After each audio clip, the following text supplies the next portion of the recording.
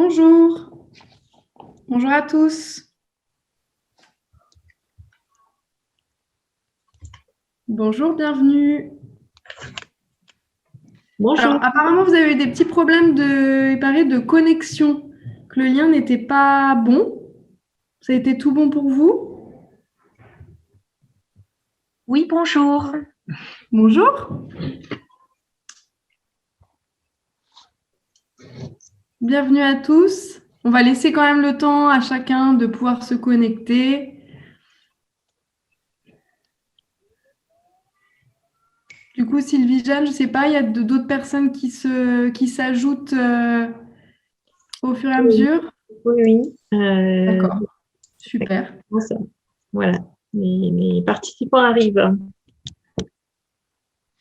Bonjour Alors, tout le monde. bonjour. Bonjour à Alors, tous. je ne sais pas si mon nom est Bienvenue, écrit. bienvenue. Je me répète, hein, mais c'est vrai que voilà, on va laisser le temps à chacun parce qu'on vient juste de sortir du déjeuner où on est en plein déjeuner. Voilà, on a choisi ces horaires-là et c'est pour essayer aussi d'équilibrer à côté le temps de travail qu'on peut avoir avant midi et deux. Voilà. Bienvenue, bonjour. Alors, bon, le temps que tout le monde aussi nous rejoigne, on va faire peut-être une petite intro à ce fameux webinaire auquel vous êtes inscrits. Aujourd'hui, on vous propose, alors quand je dis on, FG Learning, on vous propose avec Sylvie Jeanne un webinaire qui est à la fois théorique, pratique, bon, c'est sous format conférence autour du sujet qui est de l'agilité. Et notamment pratiquer l'agilité au sein des équipes non IT, comme vous avez pu le voir. Donc, agilité adaptée à votre écosystème et notamment celui de la formation professionnelle, les RH. Et j'en ai vu, il y en a beaucoup d'entre vous qui ont cette spécificité de digital learning. Alors, FG Learning, c'est quoi? C'est qui? Pour ceux qui nous découvrent, on existe depuis maintenant 12 ans. Nous sommes un organisme de développement des compétences qui crée des dispositifs assez variés, qui vont du conseil, l'audit, de la formation au coaching, et donc pour adapter, qui sont adaptés aux problématiques de nos clients dans des domaines stratégiques, comme là aujourd'hui c'est l'agilité, le management, la transformation des organisations, et ça va jusqu'à l'ingénierie pédagogique et la performance commerciale. Alors, c'était juste pour faire quand même une aparté, pour en savoir un petit peu plus sur nous, pour ceux qui nous découvrent. Et avant de rentrer vraiment dans le vif du sujet, c'est un petit rappel sur les formats qu'on a lancés déjà depuis début 2020 sur nos webinaires. Alors, de base, on l'avait fait de façon hebdomadaire, mais bon, on a bien repris, tous repris aussi le travail. Donc voilà, on a essayé de le garder sous format mensuel. Et c'était vraiment l'occasion de vous partager nos formations, nos pratiques, nos méthodes, des sujets là dont Sylvie Jeanne va parler, sur des formats variés qui vont des conférences à des ateliers, on va même sur des formats de classe virtuelle. Là, aujourd'hui, au vu du contexte actuel, et pour vraiment donner le coup d'envoi en ce début d'année aussi 2021, il nous semblait important d'échanger sur ce sujet-là, d'aborder le sujet de l'agilité qui est adapté à votre écosystème. Et c'est surtout face aux changements qu'aujourd'hui on vit. Alors oui, ça fait longtemps qu'on vit des changements. On est dans un monde incertain, comme certains l'appellent peut-être aussi le VUCA, mais c'est aussi par rapport à la vitesse de leur fréquence. Qu'il ne faut pas oublier cet aspect-là et la mise en œuvre des pratiques agiles au sein des services non IT, c'est une étape clé aussi pour la transformation agile de l'organisation à tous les niveaux. Et c'est ce pourquoi on vous présente, et Sylvie Jeanne l'abordera encore mieux que moi puisqu'elle est experte sur ces sujets-là. Voilà, avant de commencer, vraiment dans le vif du sujet, juste un petit rappel des règles que certains doivent connaître, c'est pour éviter les problèmes de bande passante, et je vois qu'il y en a beaucoup qui ont déjà coupé leur micro et vidéo. Merci. Alors, il y aura un temps d'échange qui sera dédié à la fin. Donc, n'hésitez pas, si vous souhaitez juste poser une question, à écrire dans le chat. même le noter sur un bout de papier sur le côté et vraiment on prendra le temps à la fin de vraiment pouvoir échanger tous ensemble. Et puis, bien sûr, vous pourrez rouvrir vos micros. On est favorable à ce qu'on interagisse sur ces sujets-là. Voilà, pour ma partie, je pense que c'est tout. Donc, je te laisse la parole, Sylvie-Jeanne. Merci Elodie. Donc, bonjour et bienvenue à tous. Donc, je suis ravie de partager avec vous cette agilité pour services non IT, ce qui n'est pas forcément immédiat parce qu'on connaît beaucoup l'agilité au sein des services techniques, de développement, etc.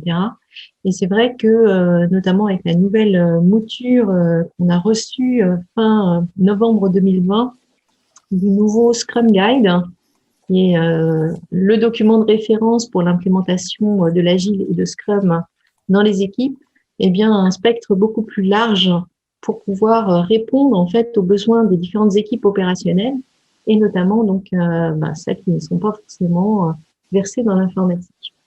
Alors du coup, voilà, juste pour me présenter un tout petit peu, donc voilà, moi je suis Sylvie-Jeanne Labrosse, formatrice, consultante, coach, facilitatrice, donc ça fait pas mal de casquettes, ce qui veut dire que je ne fais pas que de la formation, mais aussi de l'accompagnement d'équipe terrain, et c'est tant mieux parce que du coup, ça permet de vérifier que ce qu'on enseigne, répond en fait aux problématiques et aux sujets concrets, aux sujets pratiques sur lesquels en fait nos participants sont intéressés.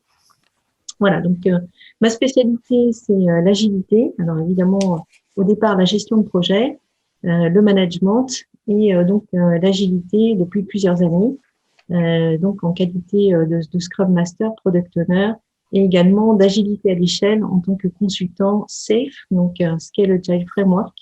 On en parlera un petit peu plus loin. Voilà, donc je serai à votre disposition. Alors, du coup, comme le format est très court, et je vous prie de nous en excuser par avance, nous avons privilégié une présentation un peu continue dans l'exposé dans un premier temps et puis des questions à la fin pour regrouper les questions sur les différents sujets. Voilà. Donc malheureusement pas beaucoup d'interaction pendant la présentation. J'en suis vraiment désolée, c'est parce qu'on a l'habitude de faire aussi en formation, mais le format l'impose. Voilà, donc déjà, il m'a semblé intéressant de redéfinir le mot agile. C'est vrai que si on fait un petit sondage autour de nous, on va dans les services et on demande aux gens, est-ce que vous êtes intéressé par l'agile? Et souvent, on me répond, moi, je suis déjà agile, tout va bien, je zappe, je fais grand écart sur mon planning, tout va bien. Mais, c'est peut-être pas tout à fait ça. L'agile, c'est bien sûr avoir de la flexibilité, mais pas que. C'est surtout savoir s'adapter et s'adapter à bon escient. Pourquoi? Pour pouvoir mieux servir son client, donc un client interne ou externe, et s'adapter aux contraintes de notre environnement pour être performant, le plus performant possible, quel que soit finalement cet environnement changeant, tel que l'a décrit tout à l'heure Elodie, qui est une vraie réalité. Donc du coup, comment est-ce qu'on y parvient? Eh bien déjà, en ayant une organisation plus légère. Donc le vrai sujet derrière cette agilité, et c'est pour ça que quand on parle de transformation agile, lorsqu'on va souhaiter finalement embarquer tout le monde en fait dans ces principes d'agilité, on va travailler davantage avec des structures transverses, ce qu'on appelle des chaînes de valeur, donc qui vont permettre effectivement d'avoir une réactivité beaucoup plus importante. On va également donc adopter des principes non perfectionnistes, je précise, qui sont plutôt basés sur l'essentiel. On va aller à l'essentiel, on va vraiment appliquer sans cesse la règle de Pareto qui nous dit cherchons les 20% qui ramènent 80% de la valeur. Donc c'est ça qu'on veut faire émerger. Donc l'objectif, s'il faut aller vite, on sait que on va procéder par itération, on va procéder petit à petit pour s'améliorer. Et on va très rapidement essayer de créer ces 20% qui vont amener les 80% de ce qu'on a à faire. Alors, comment est-ce qu'on y parvient? C'est aussi en utilisant l'intelligence collective. L'agilité est basée vraiment sur des principes de collaboration. Oui, c'est génial. En fait, c'était effectivement, j'avais pas le bon lien. Pardon. Je crois qu'il y a un micro qu'il faudrait peut-être désactiver. Je ne sais pas. Voilà. Donc, du coup, des principes collaboratifs et du bon sens, de l'intelligence collective pour construire en fait ensemble et trouver en fait les systèmes les plus pertinents. C'est bon, j'arrive à accéder. Merci. Alors, quels sont les bénéfices de l'agilité? Eh bien, évidemment, puisqu'on est plus réactif et qu'on est mobilisé sur l'essentiel, on va être plus efficient. On va également être plus résilient, hein, c'est-à-dire même si finalement on traverse quelques tempêtes, quelques changements, on sera plus en capacité finalement de surmonter les obstacles. On va également favoriser l'innovation. Pourquoi? Parce qu'on ouvre le champ de la collaboration à tous, cette intelligence collective qui va être au profit en fait d'un système d'amélioration continue. Donc du coup, se poser, réfléchir ensemble et trouver des systèmes innovants plus pertinents. Du coup, également plus de motivation. Et là, si on reprend un petit peu la pyramide de Maslow, on va se rendre compte que l'agilité, en tout point, finalement, favorise la réponse aux besoins de Maslow, c'est-à-dire, enfin, aux besoins exprimés dans la pyramide de Maslow. Un besoin de sécurité, beaucoup plus de sécurité en agile parce que on travaille de façon collective, donc on est en équipe soudée, on va avoir du coup cette sensation d'être accompagné, donc ça va être extrêmement intéressant. On va avoir davantage d'appartenance parce qu'on va travailler en petites équipes solidaires, donc il y aura du lien, il y aura effectivement ces rituels d'équipe en agile en fait qui vont nous aider à créer ce lien, donc plus de liens en fait et d'affinités qui vont se créer. Plus de reconnaissance, parce que lorsqu'on va montrer, je vous expliquerai tout à l'heure très concrètement le cycle en fait de travail en agile, eh bien en fin de petits cycles courts qu'on appelle des sprints, eh bien les collaborateurs vont montrer, vont expliquer en fait ce qu'ils ont réussi à faire pendant les 2 semaines en fait qui viennent de s'écouler. Et là, du coup, on est directement confronté en fait à l'appréciation de ceux qui sont là, hein, qui sont conviés en fait à cette réunion et qui vont féliciter, apprécier, peut-être faire des remarques pour améliorer, mais du coup, il y a cette reconnaissance et on se sent davantage investi. Et puis plus d'épanouissement, hein, donc le dernier échelon de la pyramide, parce que plus d'autonomie, plus finalement de façon de communiquer, de s'intéresser à des sujets qui sont pas forcément les nôtres, hein, donc de travailler plus largement au sein des équipes, plus d'apprentissage, plus de montée en compétences, plus d'évolution. Donc voilà, donc nous satisfaisons effectivement un peu tous les étages de la pyramide de Maslow. Donc l'agilité sur le plan des RH apporte énormément. C'est évidemment une transformation culturelle hein, qui passe par l'implémentation de process. Et une fois qu'on a implémenté ces process, j'ai envie de dire que cette culture agile arrive assez naturellement. Donc c'est pour ça qu'il est intéressant de faire partager ces processus à des équipes non IT pour pouvoir générer en fait ce même élan qu'on a trouvé finalement dans les équipes de développement informatique côté IT. Également plus de maîtrise hein, parce que on va apprendre davantage, notamment à travers ces cycles courts en fait de travail. On va avoir des petits cycles de production en équipe, et puis on va se poser pour pouvoir apprendre des leçons d'expérience, capitaliser sur l'expérience, bénéficier des feedbacks, et donc tout ça va nous permettre en fait du coup de mieux contrôler en fait du coup ce qui est fait, comment on avance, quelle est notre mesure de progression. Donc, du coup, plus de satisfaction, plus de gains.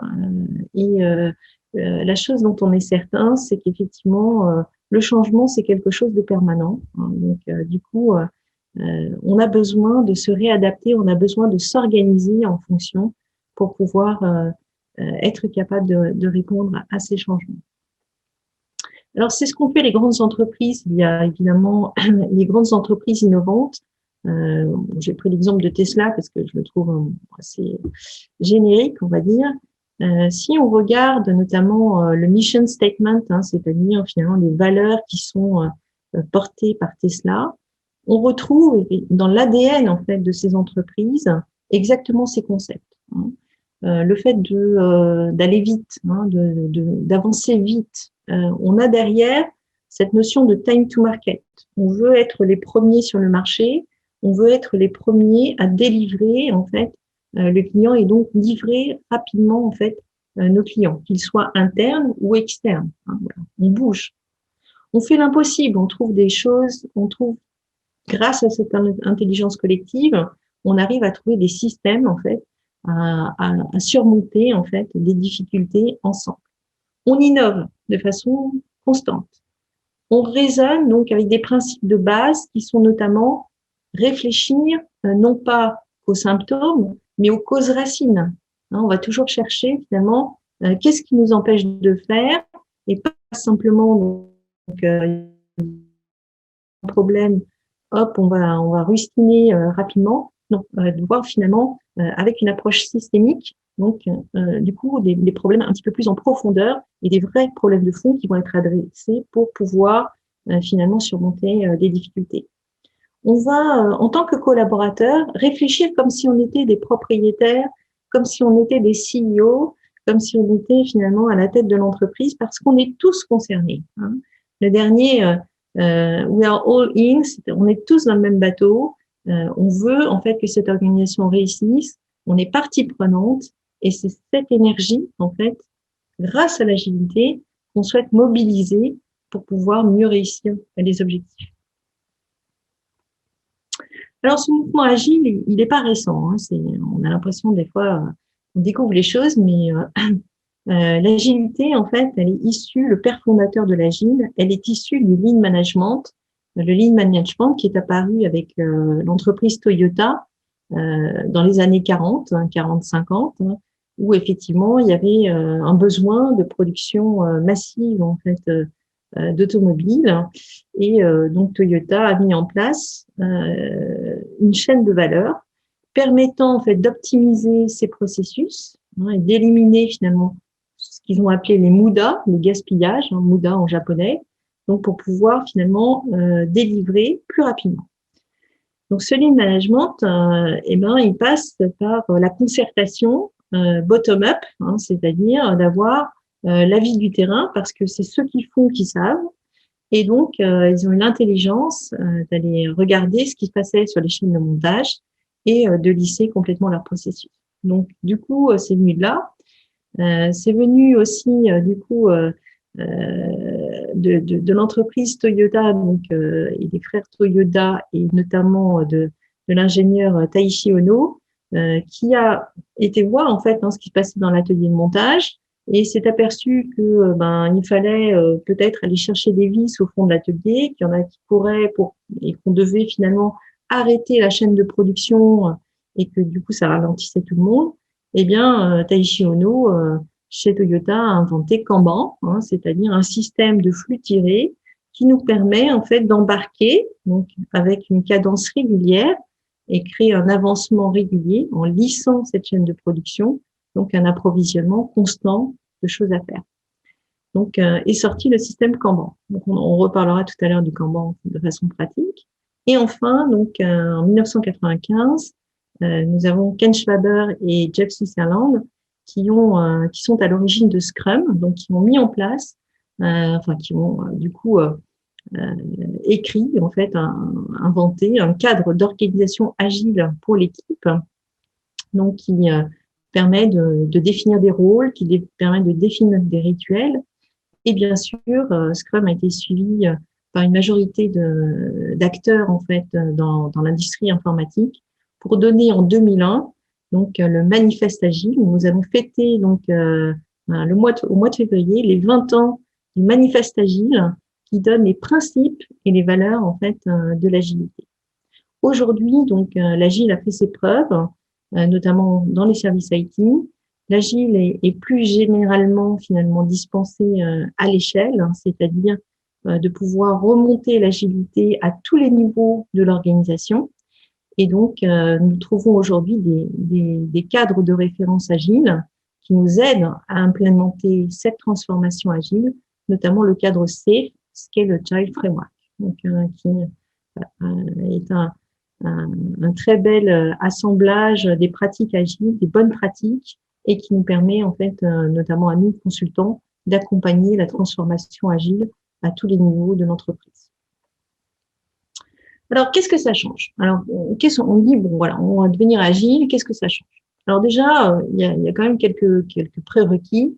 Il faut évidemment se fixer des objectifs. Donc, fixer des objectifs, c'est déjà avoir une vision, hein, donc que les choses soient claires. Et très souvent, quand on va interroger en fait des gens sur le terrain qui travaillent, on leur demande d'expliquer ce qu'ils font. Ils le font très bien, ils expliquent ce qu'ils font. Et quand on leur demande pourquoi vous le faites, ben là, les réponses sont un peu floues. Hein. On dit bah parce qu'on me l'a demandé. Hein. Et ton travail finalement, à quoi va-t-il servir? Oh ben ça me regarde plus. Moi, j'ai fait ce qu'on m'a demandé. Après, c'est plus mon problème. Et là, quand vous avez ce type en fait d'attitude en fait dans les équipes, vous dites là on passe à côté d'un truc. Hein. On n'a pas donné suffisamment la vision, on n'a pas suffisamment impliqué finalement les acteurs, ceux qui vont faire, hein, ceux qui vont construire ensemble cette vision et les faire adhérer à des objectifs qui sont voilà collaboratifs, qui engagent en fait l'équipe et l'organisation entière. Donc ça va être une première étape, savoir fixer des objectifs SMART, SMART, hein, spécifique, mesurable, atteignable, réaliste et délimité dans le temps. Ce soit précis, clair. Hein. Donc on va travailler par objectif et on va même faire des petits objectifs toutes les 2 semaines. On va cadencer en fait notre travail de cette façon-là. On va fixer des objectifs toutes les 2 semaines qui répondent, qui finalement contribuent à la réalisation des grands objectifs. Donc, on travaille avec des roadmaps, hein, des feuilles de route, qui nous permettent en fait de déployer, de dérouler en fait tout ce dont on a besoin pour parvenir à la performance de l'organisation. On va du coup, autour de ces objectifs, travailler en équipe soudée, hein, c'est-à-dire qu'on va se fédérer autour de cet objectif et s'engager à réaliser l'objectif. Donc, on est dans le même bateau. Hein, voilà. On va cadencer. Donc, toutes les 2 semaines, on fait un point. Hein. On planifie au démarrage ce cycle de 2 semaines qu'on appelle donc le sprint ou itération. Donc, on démarre, on planifie quel est l'objectif, qu'est-ce qu'on va faire, qu'est-ce qu'il faut faire pour servir cet objectif. Tous les jours, on va se voir, donc on va avoir des rituels, des petits briefs de 15 minutes pour comprendre en fait l'avancement, les problématiques de chacun. Et puis en fin de sprint, en fin de cycle, nous allons montrer ce qu'on a pu réaliser, donc de façon très objective, recevoir du feedback, recevoir éventuellement des choses à modifier, des petits changements, des choses comme ça. Et puis on va se poser, réfléchir ensemble, ce qu'on appelle la rétrospective, pour savoir finalement comment est-ce qu'on peut mieux faire, qu'est-ce qui a bien marché, qu'est-ce qui a moins bien marché, et comment est-ce qu'on va travailler pour le prochain cycle de 2 semaines. Donc, vous voyez que l'agilité, c'est tout sauf l'anarchie. Hein, c'est quand même assez cadré, c'est parfois assez loin de ce qu'on imaginait.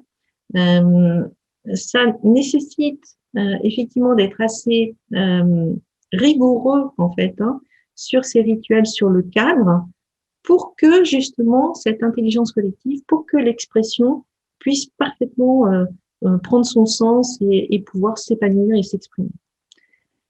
Il va falloir aussi, du coup, responsabiliser les équipes face aux objectifs. Donc, on va leur donner notre confiance a priori. Nous, en tant que manager, on va dire, ben voilà, on vous fait confiance.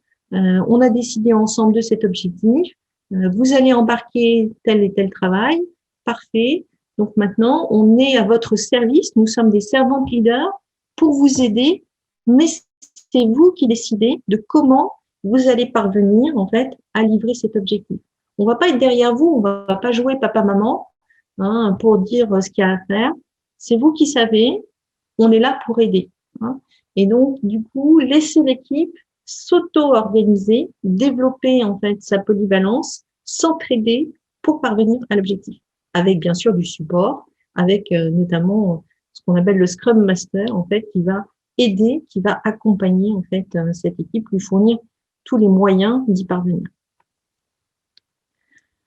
Donc au départ, nous avons ce qu'on appelle un product backlog. Alors pour simplifier, parce que ça paraît très anglais là tout ce que je dis. Alors c'est vrai que dans l'agilité, du coup, il y a beaucoup d'anglais. On a essayé de traduire à un moment donné, puis finalement on a dit les traductions, c'est encore pire parce qu'on comprend rien. Donc on va simplement donner la définition des mots anglais et puis on va les adopter. Donc ce backlog, c'est tout simplement une pile de travail à faire. Hein, une pile qui va être hiérarchisée, organisée par un responsable de ce product backlog. Et pour l'occasion, étant donné que le sujet, c'est d'agiliser un service non-IT, on va dire que ce product owner, c'est tout simplement notre manager de service, notre responsable du département.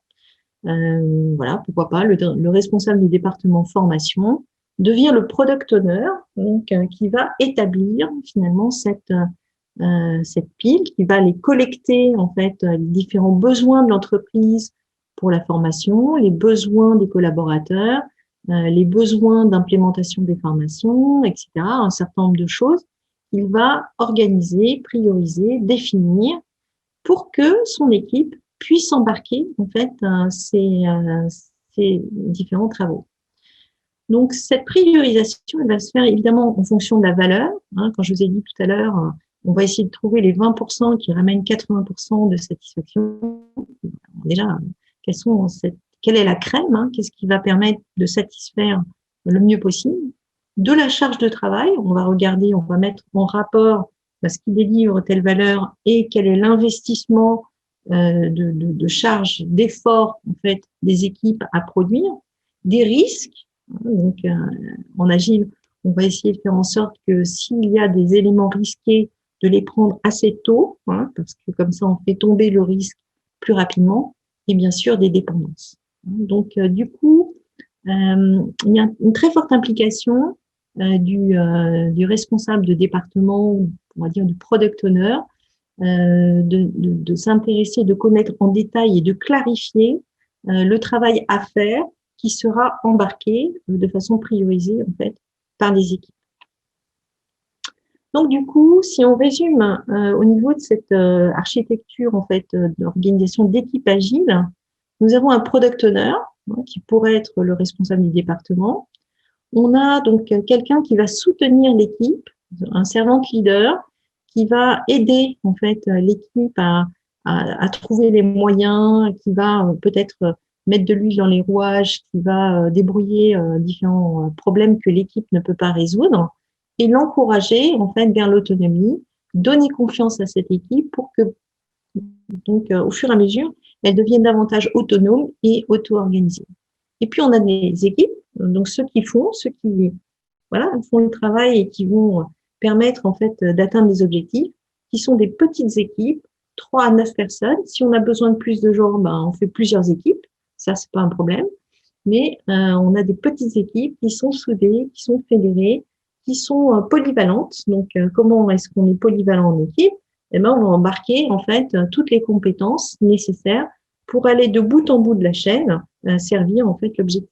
Donc on aura des gens qui effectivement ne sont pas experts sur la même chose, mais comme ils sont dans la même équipe, ils vont partager leurs expertises et ils vont donc travailler la main dans la main d'une façon cohérente.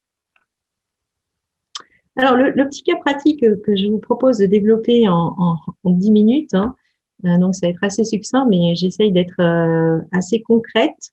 J'ai pris l'exemple donc d'un département formation. Et donc, nous avons un product owner qui est notre responsable du département formation, qui se fait aider par un coach agile. Bon, au départ, ça peut être quelqu'un de l'extérieur qui connaît bien les méthodes agiles, ou bien donc quelqu'un qui aura une bonne connaissance quand même de l'agilité et qui saura en fait servir utilement ses collègues. On peut très bien faire partie de l'équipe. Et ultimement, de toute façon, le Scrum Master devra faire partie des équipes internes. Et puis donc l'équipe de collaborateurs. Donc alors là, j'ai imaginé qu'on avait une équipe pluridisciplinaire. Alors souvent on l'appelle la dev team, hein, c'est-à-dire ceux qui développent. C'est pas des développeurs au sens on fait du code informatique, hein, c'est ceux qui font, ceux qui contribuent. Et on va dire, dans notre dev team, nous avons des ingénieurs pédagogiques, des chargés de formation, du personnel administratif, des gens de la communication, voilà, un peu de tout. Alors du coup, comment ça se passe? Nous avons dans notre pile de travail. Oui. Je me permets juste de faire une petite parenthèse. Apparemment, il y a d'autres invités dans la salle d'attente et c'est vrai que j'ai malheureusement pas la main. Voilà, c'était juste pour une aparté. Oui, d'accord. Eh bien, par contre, je ne les ai pas. Bon, je ne les vois pas. Désolée. Je ne les vois pas. Donc, Entrons dans la pratique, pardon, j'ai coupé.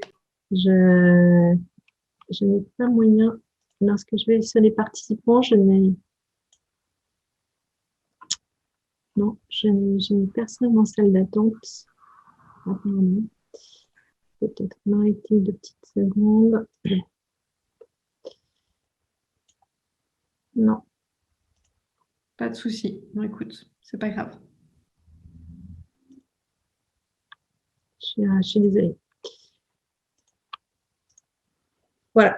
Donc, du coup, si on regarde ce qu'il pourrait y avoir dans notre pile de travail au département formation, on va avoir des grosses pierres, hein, des grosses choses à faire, des gros items, on va appeler ça, ce qu'on appelle donc des features. Si on faisait donc un parallèle avec des fonctionnalités à développer, hein, par exemple, un parallèle avec l'informatique, là, ce sont vraiment des gros éléments en fait à traiter. Le catalogue formation, l'optimisation du LMS, le plan de formation, le recensement des besoins, la communication de l'offre de formation. Voilà. Donc ça, ce sont des choses qu'on va devoir construire en mode projet, hein, ce qu'on appelle aussi le build. Hein. Je vous ai donné les correspondances ici en langage un peu technique, mais on peut tout simplement parler très concret. Donc des grosses choses à faire. Hein. Et puis on a le travail courant, hein, donc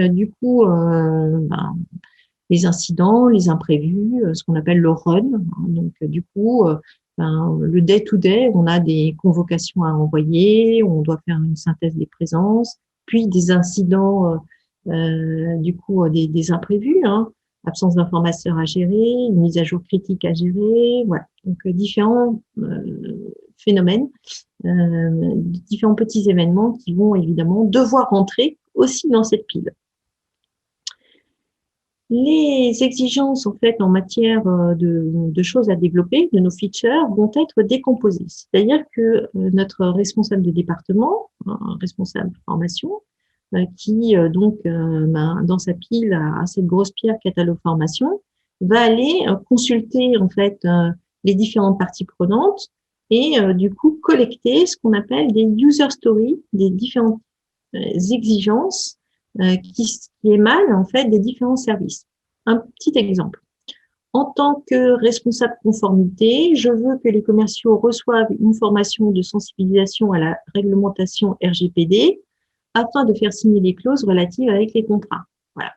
Donc, j'ai quelqu'un, là, une partie prenante, le responsable conformité, qui vient me voir et qui me dit moi, pour la formation, j'ai une exigence particulière et en tant que responsable conformité, voilà ce que je veux et voilà à quoi ça va servir. Alors, vous voyez que ces user stories, ces exigences, elles sont formalisées d'une façon intéressante, c'est-à-dire on sait qui demande et on sait pourquoi il le demande, hein, c'est-à-dire pour pouvoir en apprécier la valeur et prioriser. Autre user story, exemple, en tant que collaborateur, je veux pouvoir disposer des outils de formation à distance afin de pouvoir me former en période de télétravail. Donc, il va falloir faire rentrer cette exigence dedans. En tant que responsable de la communication, je veux que les outils et supports de formation appliquent la charte graphique de l'entreprise afin de renforcer la marque employeur.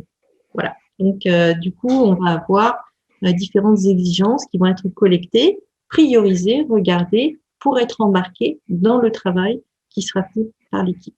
Et puis, on aura un certain nombre d'items qu'on appelle techniques, qu'on appelle des enablers aussi. Il faudra bien faire la liste des modules. Il faudra bien récupérer le résultat en fait des entretiens annuels, etc. Il faudra peut-être développer un template.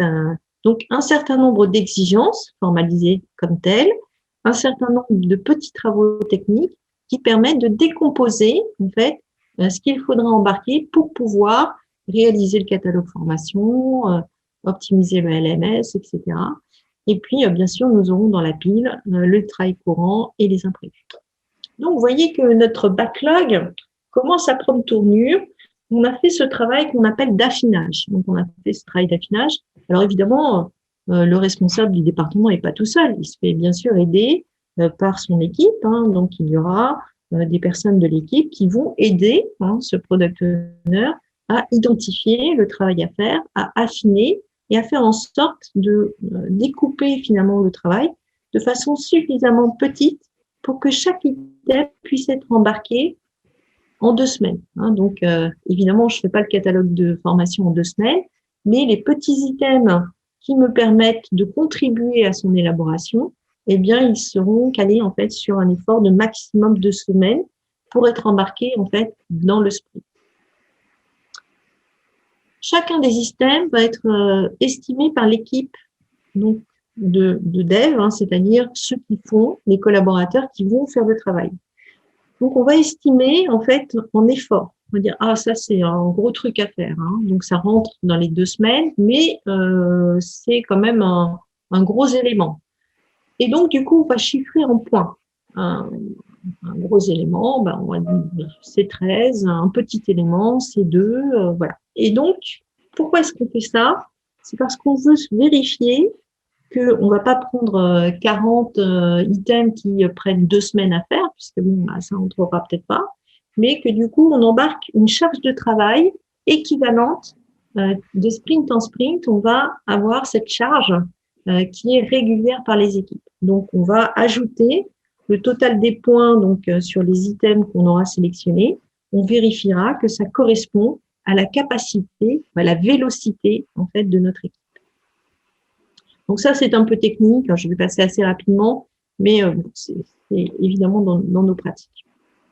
Donc du coup, comment est-ce qu'on procède? On démarre, on va dire lundi matin. Voilà, lundi matin, notre responsable formation PO, Product Owner, réunit son équipe et va donc faire état du backlog de la façon dont il est priorisé. Donc, on va lire qu'est-ce qui est prioritaire en fait dans notre pile commune de travail à faire. Une fois qu'on a lu ces couches prioritaires, on va dire qu'est-ce qu'on fait, qu'est-ce qu'on décide, quel est l'objectif qu'on se fixe en fait, qu'est-ce qu'on sera capable de montrer dans 2 semaines. C'est ce qu'on va appeler le sprint goal, c'est-à-dire notre objectif d'itération, notre objectif concret, opérationnel que toute l'équipe, on sera capable de délivrer. Et donc, du coup, pour pouvoir donc réaliser ce sprint goal, et bien cet objectif de sprint, les équipes, donc l'équipe de collaborateurs, va prendre donc tous les items de backlog, va mettre dans un petit backlog qu'on appelle le sprint backlog. Donc le travail a une to-do list en fait, finalement, pour les 2 semaines à venir. Donc on a mis ces items de backlog, donc on va avoir les stories, les exigences telles qu'on les a décrites, on va avoir des choses techniques, on va avoir aussi les imprévus, etc. Alors les imprévus, on les connaît pas d'avance, mais on peut faire ce qu'on appelle des tickets virtuels. Donc là, on matérialise en fait ces exigences sous forme de post-it. Les post-it qui peuvent être maintenant évidemment des post-it virtuels.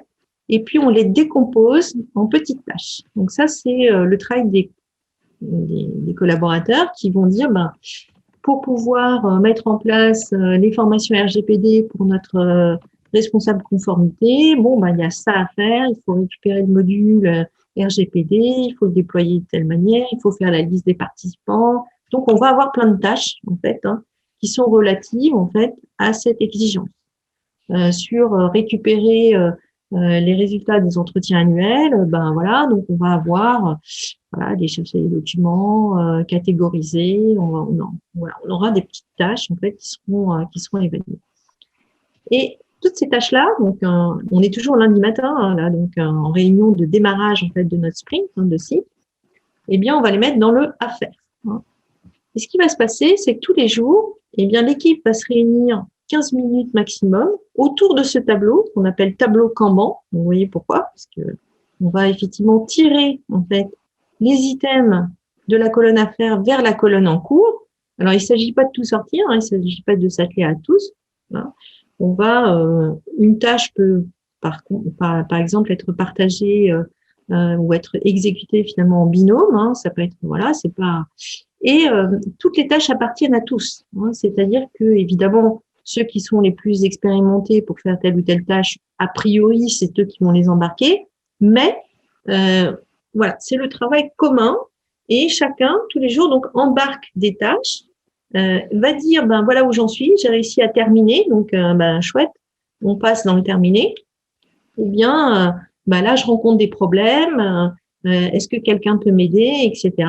Et on en discute à l'issue éventuellement de cette réunion. Où notre Scrum Master, donc celui qui nous aide en fait à dénouer les problèmes, va venir nous aider.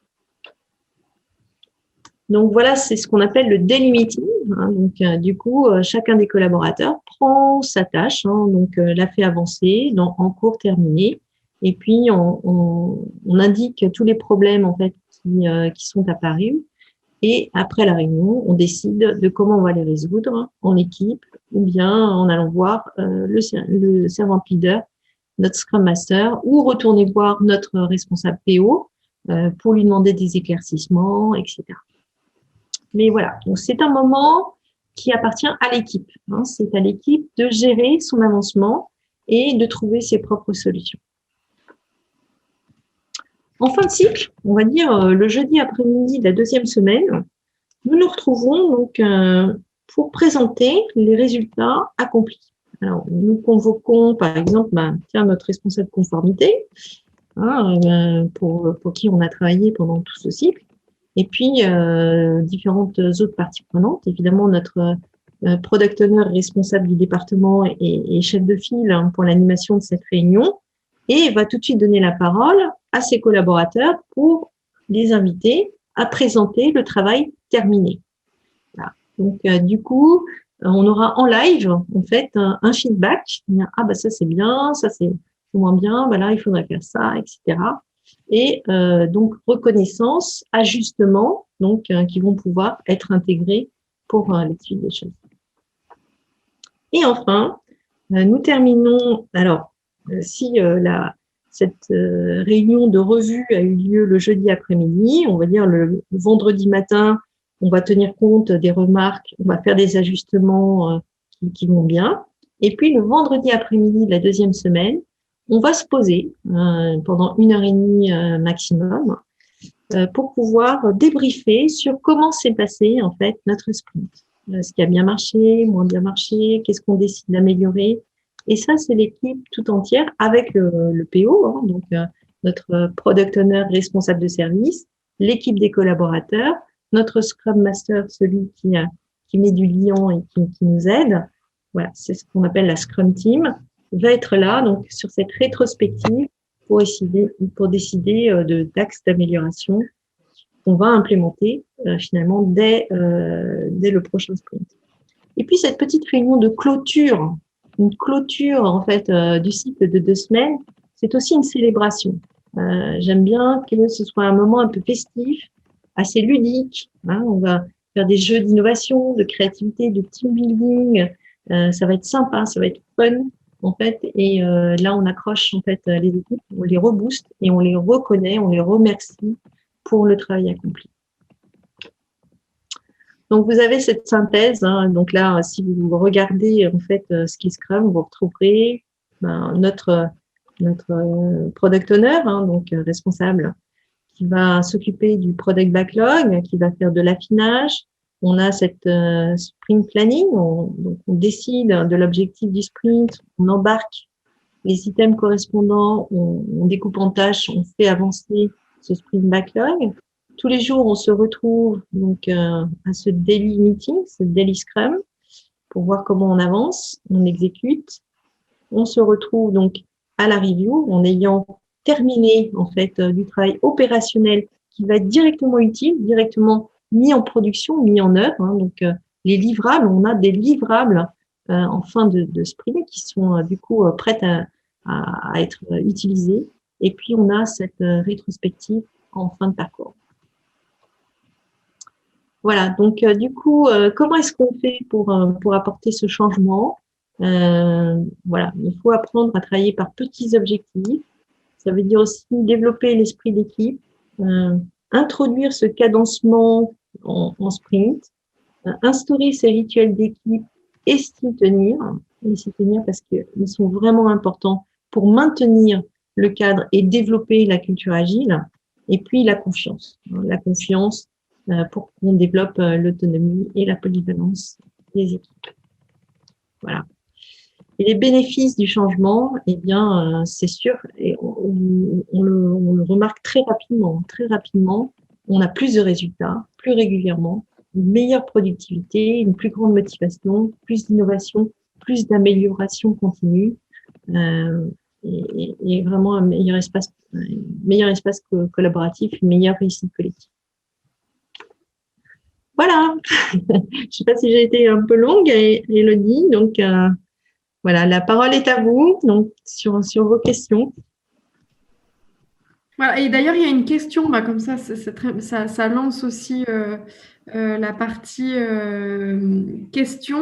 Question de Madame Algan. Bonjour, est-ce que l'on peut, au sein d'une direction, avancer sur des sujets en mode agile et assurer en parallèle le ongoing avec une seule et même équipe?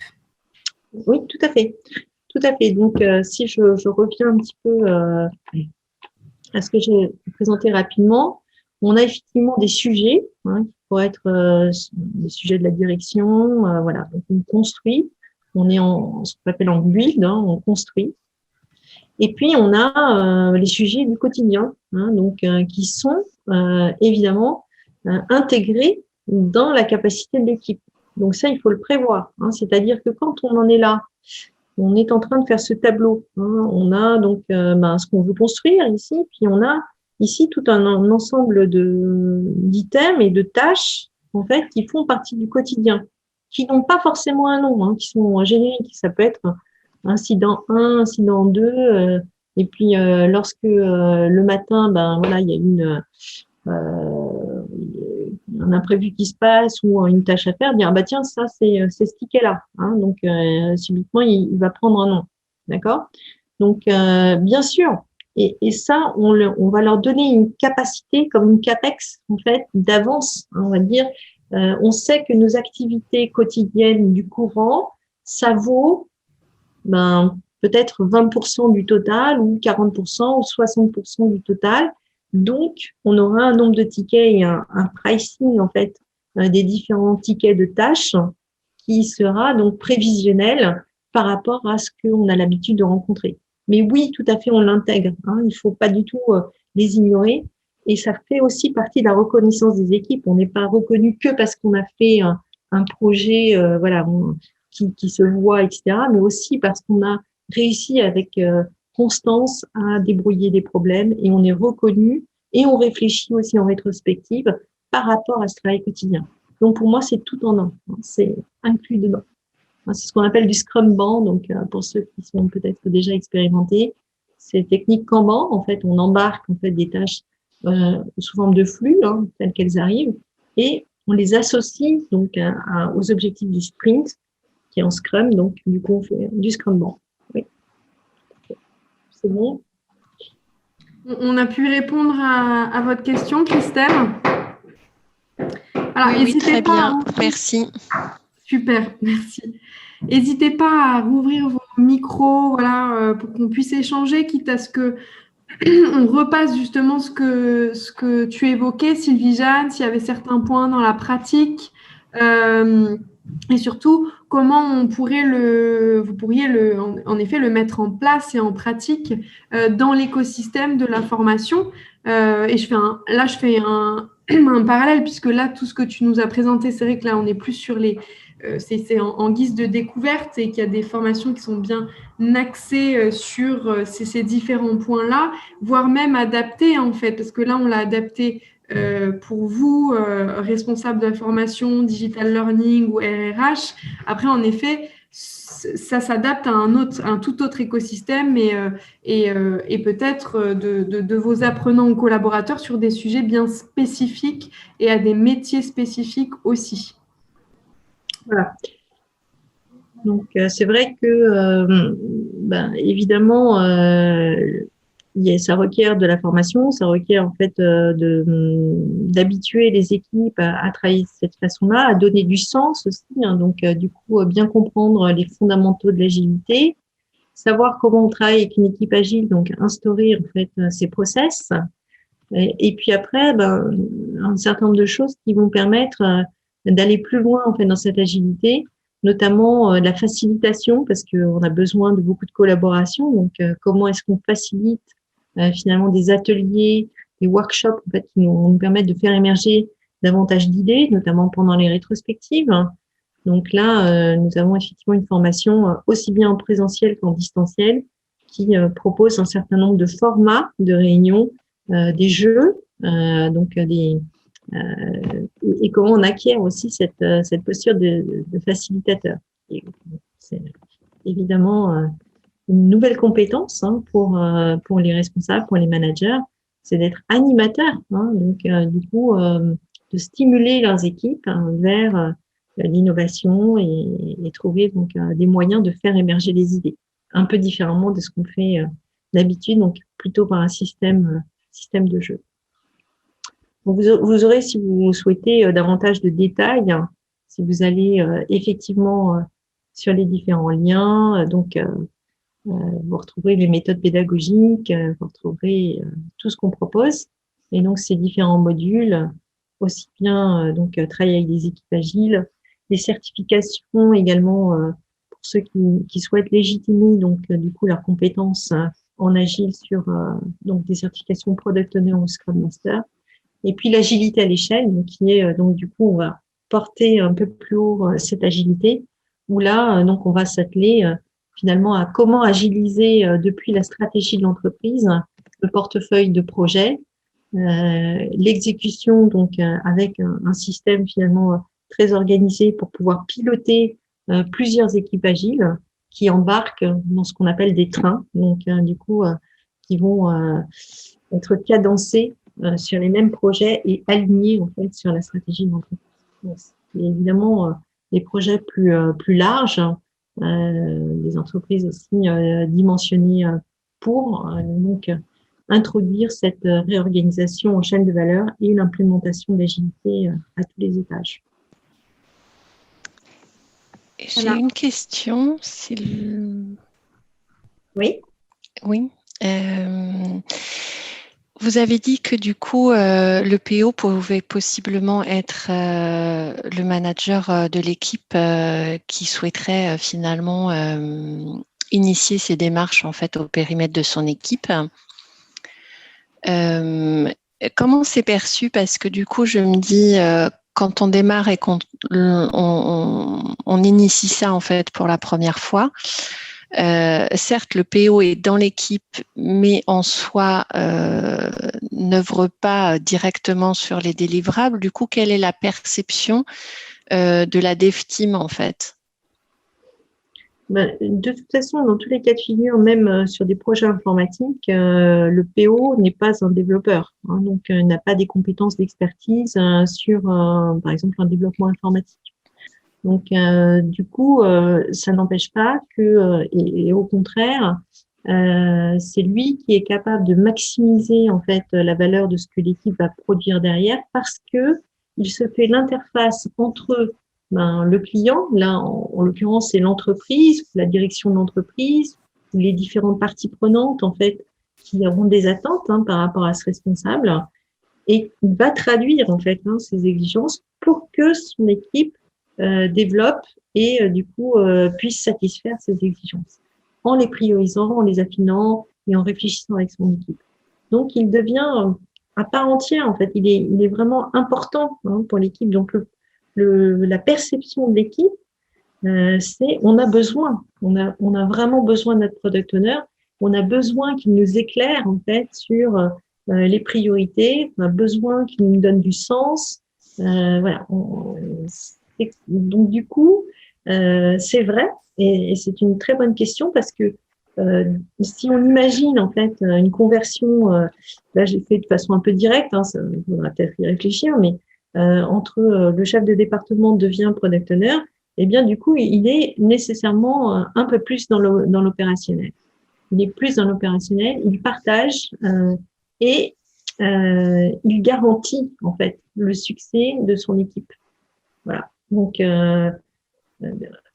Donc, je pense hyper bien perçu de l'équipe, justement, si ce travail est correctement fait. C'est difficile. C'est clair que il y a une grosse formation côté management, puisque bon, du coup, ça change un petit peu du travail actuel, mais ça oblige certainement à rentrer un petit peu plus dans ce que l'équipe des collaborateurs peut faire, rentrer évidemment à fond dans les exigences, ce qui est attendu en fait de son service, manager ses objectifs, donc écrire sa feuille de route en alignement avec le reste de l'organisation. C'est un sport, c'est vraiment un sport. C'est pas facile, mais c'est hyper intéressant et c'est vraiment ça qui va donner de la valeur. Et là, quand on me dit oui, mais alors finalement l'agilité, on a des équipes auto-organisées, les managers ne servent plus à rien. Mais pas du tout, au contraire. On en a encore plus besoin pour éclairer la route, pour nous soutenir, pour prioriser ce qui fait du sens, de la valeur. Alors là, vraiment, bien sûr, on a vraiment besoin de bons managers. C'est clair. Et peut-être pour rejoindre un peu la question de Christelle, pour se situer justement là-dessus, est-ce que tu aurais peut-être un retour d'expérience justement de clients qui sont d'équipes non IT, alors pas forcément vraiment que dans l'écosystème de la formation, mais justement qui ont dû mettre en place, et c'est vrai que c'est vraiment un basculement et un métier à part entière. Et peut-être le retour d'expérience suite à cet accompagnement autour de l'agilité et cette mise en place, en fait, même mise en pratique. Alors, moi, j'ai eu de très bons retours d'expérience parce que j'ai coaché des équipes, enfin, justement, cette transformation auprès de managers qui étaient vraiment volontaires, en fait, pour y aller. Et du coup, ils se sont formés en fait à l'agilité. Ils ont compris en fait les enjeux.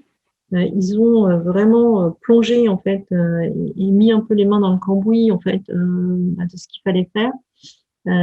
Beaucoup réfléchi, se sont remis en cause en fait justement sur ce qui était prioritaire, sur ce qu'il fallait faire. On a pu faire aussi beaucoup d'expérimentations, ça c'était vraiment intéressant. Enfin, pour donner un exemple concret, j'ai accompagné une filiale de Lufthansa en fait sur l'agilisation d'un service de support de réclamation. Donc du coup dans le voyage, donc rien à voir avec l'informatique. Et donc comment est-ce qu'on pouvait gérer en fait ce service de support pour pouvoir apporter de la satisfaction client.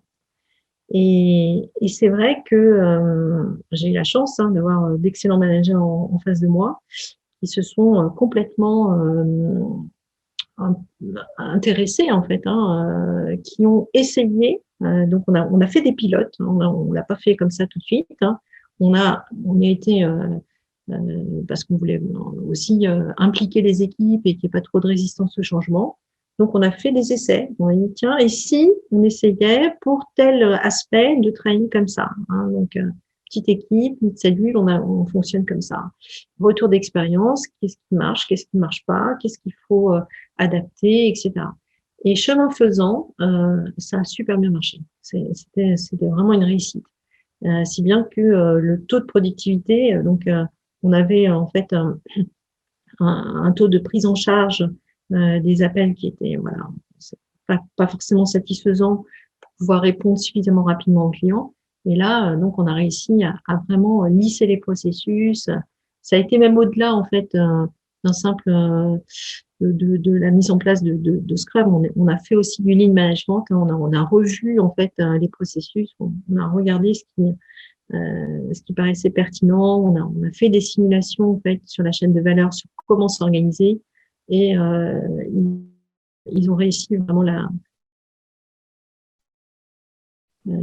à atteindre des niveaux de performance très, très intéressants. Enfin, j'étais très contente. Voilà. Et peut-être pour certains d'entre vous, enfin voilà, comme on est vraiment plus dans le secteur de la formation professionnelle, enfin moi ça fait écho et peut-être chez vous aussi. Alors je sais pas, on est de plus en plus et en plus je pense que le contexte fait que il y a de plus en plus de digitalisation. Alors on fait le choix aussi, attention, de pas tomber non plus dans notre extrême, mais il y a vraiment on tend à vraiment ce volume industrialisation de la formation, voire même certains qui mettent vraiment en place des adaptifs Digital Learning Factory et qui rentreraient, enfin là tu décrivais l'agilité autour de ça, en tout cas pour plus l'aspect, quand je dis industrialisé ou productivité. Je ne sais pas si ça fait écho chez certains d'entre vous. Est-ce qu'il y a justement déjà cette mise en place d'industrialisation, production, de formation importante dans vos entreprises, vos organisations?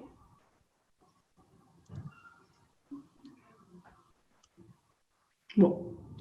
Je vois que tu t'es mis d'ailleurs sur le catalogue. Oui, j'ai pas fait le partage au bon moment, je suis désolée. Voilà. En fait, j'ai dû commenter sans avoir l'écran en face, mais Super. Voilà. Comme ça, vous avez une vision plus globale. En tout cas, si vous souhaitez avoir plus d'informations sur les formations, et comme on disait, bien sûr, c'est adapté aussi, bien évidemment, aux problématiques de chaque entreprise, de chaque client, de chaque direction. Mais voilà, globalement, si vous aurez les différentes étapes, en tout cas des formations autour de l'agilité avec les différentes méthodes pédagogiques aussi variées pour faciliter davantage l'ancrage et la montée en compétences de nos équipes. Moi, je veux bien vous confirmer, en fait. Je pense que c'est une bonne idée. Moi, je travaille chez MSF, Médecins sans frontières. Ils ont un énorme... ils ont une grosse volonté de passer sur de la formation à distance. Ils n'avaient pas forcément conscience des budgets que ça impliquait, du temps. Et puis du coup, quand on fait un module e-learning, si par exemple on travaille pendant 6 mois pour 1 heure de module, avec par exemple un format de type blended, de brutalement vouloir revenir en arrière pour modifier quelque chose, c'est difficile, quoi. C'est genre, on va pas modifier les objectifs genre au 5e mois parce qu'on se rend compte qu'on a fait une erreur. Et du coup, de proposer un format dès le démarrage avec des itérations successives, de partir sur quelque chose de simple. Alors, ça demande un travail au départ de cartographier un peu, de faire un cadrage. C'est cette rigueur dont vous parlez initialement, pour arriver à une modélisation par petits modules avec des itérations successives. Voilà, de définir bien ces petites itérations qui ne sont pas forcément des 2 semaines, par contre. Ça peut être 1 ou 2, 3 mois. Mais se dire, voilà, on fait un essai, on va faire sur 3 mois. Après, au bout de 3 mois, on va analyser telle problématique. Si ça ne marche pas, on va vers telle direction. Si ça marche, on fait les suivants, et ainsi de suite. Et en fait, ça donne une réponse rapide qui est rassurante. Il voit quelque chose de concret. Il part pas dans quelque chose de nébuleux, qui pour eux était hyper théorique.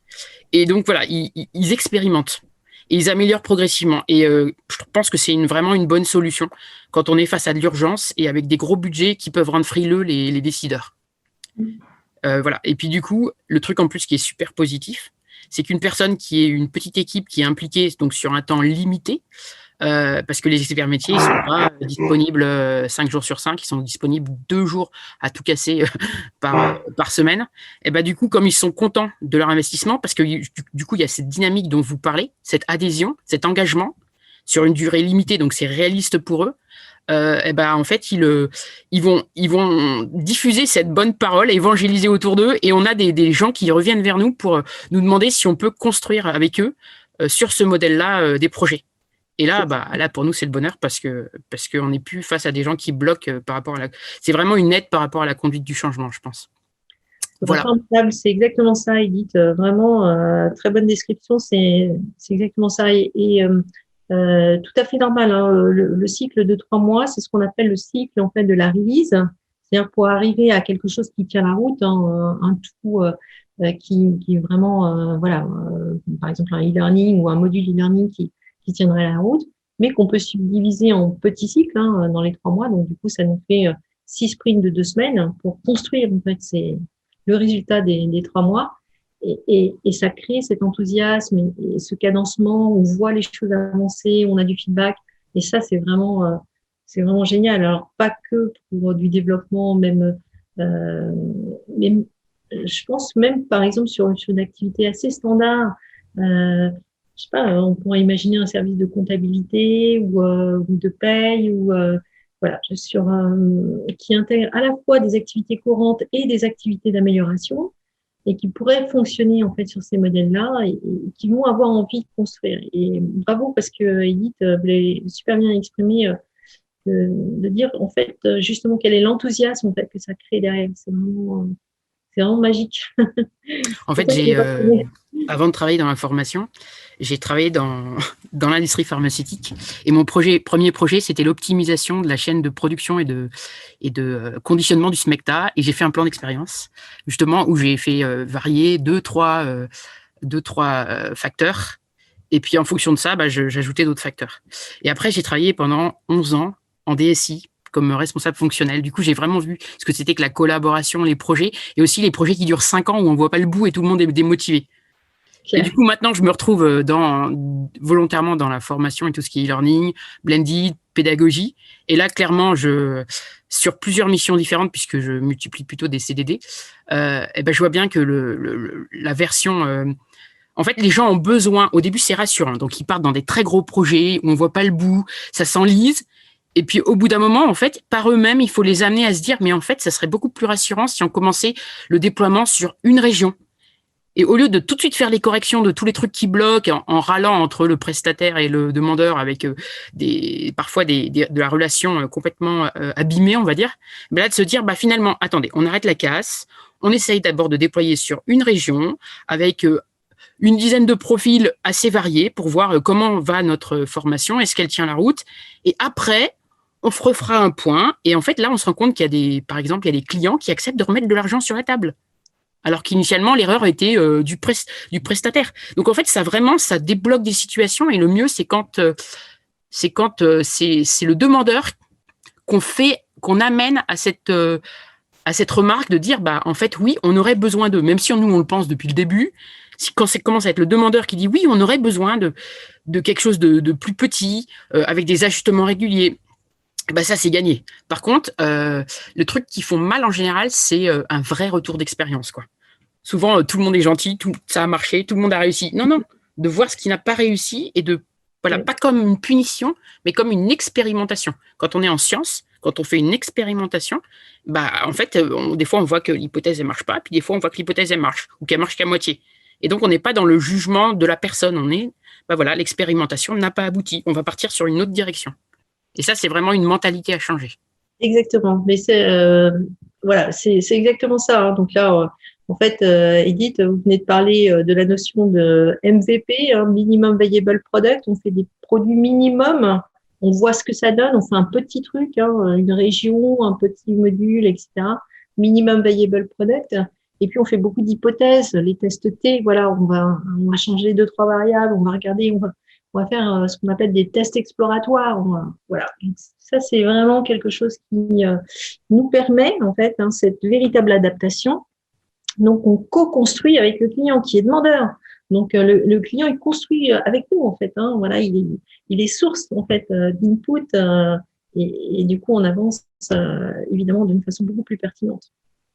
Super description. Merci beaucoup. Voilà, c'était juste pour compléter. C'était parfaitement agile, bravo. Merci. Et une autre question de Christelle, est-ce que tu aurais des recommandations pour un manager qui souhaiterait justement tester cette approche-là dans une organisation qui ne pratique pas encore l'agilité et l'agile? Alors, c'est pas facile parce que évidemment, on préfère que tout le monde partage cette envie, en tout cas, de devenir agile et se prête à l'exercice. C'est pas toujours le cas, hein. On a des entreprises où malheureusement c'est un peu compliqué de faire bouger les lignes. Et j'ai envie de dire, comme tout accompagnement du changement, hein, si on regarde les 8 étapes de Kotter dans le changement, faut commencer par faire une petite coalition en fait pour le changement, c'est-à-dire montrer à son échelle de son service à soi, hein, donc un petit service, comment est-ce qu'on arrive à travailler mieux, à montrer en fait les gains qu'on a obtenus, à cumuler les gains, à du coup convaincre un peu autour de nous en fait à faire d'autres cercles, à embarquer d'autres personnes pour pouvoir travailler de cette manière-là. Et puis après, le changement s'impose, hein, donc les lignes vont bouger forcément. Mais c'est vrai que j'avoue, hein, parfois on a fait un bon travail avec une équipe devenue vraiment bien agile, et puis on a un top manager qui arrive et qui va un peu casser l'ambiance parce que bon, il va revenir avec des méthodes un peu plus anciennes de contrôle avec du coup des timesheets, des tableaux de bord qui sont pas très agiles et ça peut casser l'ambiance. En effet. Donc, expliquer et puis faut pas avoir peur, on peut le tenter et tenter l'expérience localement, montrer en fait les gains et communiquer énormément, voilà, et essayer d'embarquer en tout cas les niveaux les plus hauts, hein. Souvent on est un peu freiné. Alors les équipes en local ça fonctionne très bien, on réussit très très bien la transfo en fait sur les équipes, les petites équipes. On arrive à expliquer très bien aussi, parce qu'on va parler time to market, on va parler des avantages, des bénéfices de l'agilité au niveau top management. Là où ça coince, c'est dans les étages intermédiaires, hein, sur les niveaux middle management qui sont déjà ancrés en fait dans certains systèmes hiérarchiques. Là, on a plus de mal, c'est clair. Donc là, il faut du temps, il faut de la patience, il faut montrer que ça marche, il faut impliquer. Mais voilà, puis nous, en tant que coach, on accompagne aussi justement ces résistances au changement et puis on essaie de voir comment on peut les impliquer le plus possible en fait, dans le changement.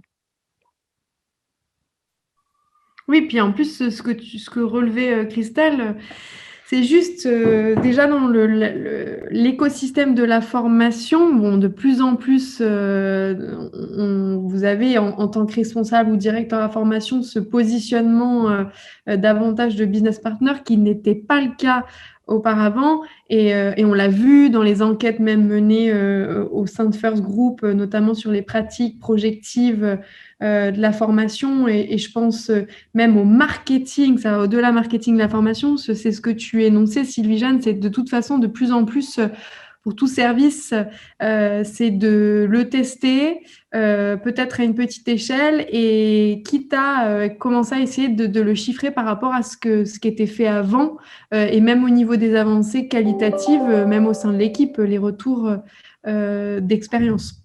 C'est sûr. Très bien. Écoutez, ce que je vous propose, c'est que pour les questions, à moins qu'il y ait une question rapide, on puisse finalement collecter les questions par mail ou Élodie, qu'est-ce que tu proposes Oui, n'hésitez pas. Si vous avez d'autres questions, je vais mettre directement un mail direct. Donc, n'hésitez pas à me remettre vos questions et on y répondra avec plaisir avec Sylvie-Jeanne. Voilà, donc je viens juste de vous envoyer le lien.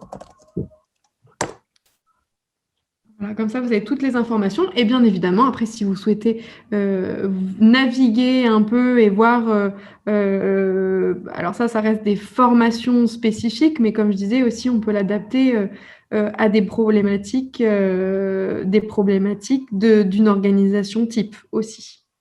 Voilà. Merci en tout cas à tous d'avoir répondu présent et à très vite en tout cas pour de nouveaux partages, encore sur d'autres sujets. Merci Sylvie-Jeanne. Merci beaucoup et bonne journée à tous. À bientôt. Merci beaucoup. Merci. Bonne journée. Au revoir.